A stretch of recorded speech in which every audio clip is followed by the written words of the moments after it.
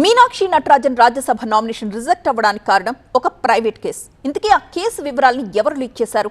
అక్కడ మధ్యప్రదేశ్లో నామినేషన్ పై స్క్రూటినీ జరుగుతుంటే ఇక్కడ నాంపల్లి కోర్టు దగ్గర బాధితురాల దగ్గరకు వచ్చి ఆ కేసు డీటెయిల్స్ అడిగారు. ఇంతకీ ఎగ్జాక్ట్ గా ఏం జరిగింది ఆ సమయంలో చూద్దాం.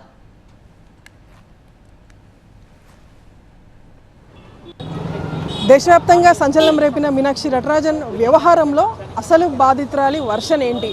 నిజంగానే మీనాక్షి నటరాజన్కి ఈ కేసుతో సంబంధం ఉందా లేదా? ప్రైవేట్ కంప్లైంట్ ఎట్లా బయటకు వచ్చిందంటే మీరు ఒక ఎమ్మెల్యేకి సంబంధించినటువంటి పిఏ పేరు తీశారు. సో ఇదంతా ఏంటి, అసలు ఎవరు లీక్ చేశారంటే ఏం చెప్తారు?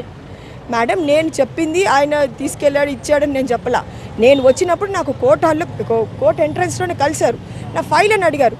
మేబీ వాళ్ళు ఇప్పుడు ఇంత గొడవ ఇదేమన్నా ఉందని ఏంటని అడగడానికి వచ్చారో కూడా నాకు తెలీదు. నేను ఎవరిని కూడా ఆరోపించలేదు వీళ్ళు చేశారని.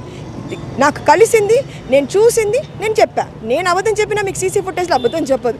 Let them come and collect the CC footage.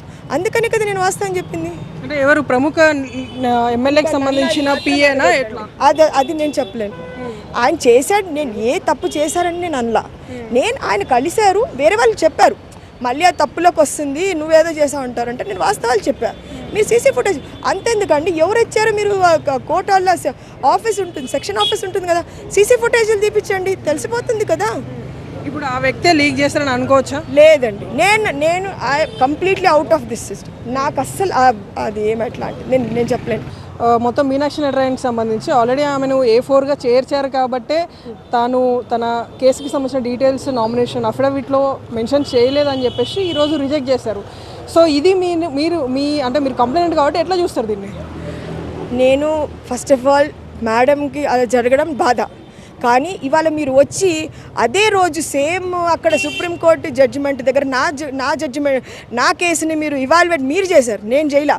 నేను నార్మల్గా కోర్టుకు వచ్చేదాన్ని డేట్ ఉంది వచ్చాను. ఇవాళ నేను స్పెషల్గా పోస్టింగ్ వేయించుకొని రాలేదు కదా డేట్. అంటే మీ వర్షన్లో అక్యూజ్డ్ శివకుమార్ రెడ్డి ఒక్కడేనా, మిగతా మీనాక్షి నటరాజన్, వాకేట్ శ్రీ, మహేష్ కుమార్ వీళ్ళందరూ కూడా అక్యూజ్డ్గానే మీరు పరిగణిస్తారు? ఒకటి అడుగుతాను, ఇవాళ కేసులో ఇంతమంది ఎందుకు వచ్చారు అని అడుగుతున్నాం. ఒక్కరు వచ్చినా అదే జడ్జిమెంట్ వస్తుంది, ఇద్దరు వచ్చినా అదే కదా. 50 మంది ఎందుకు వచ్చారు?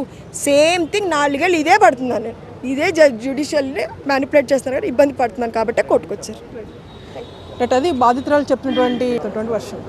విడుదల సంజీత నాంపల్లి కోర్టు నుండి ప్రణీత TV9.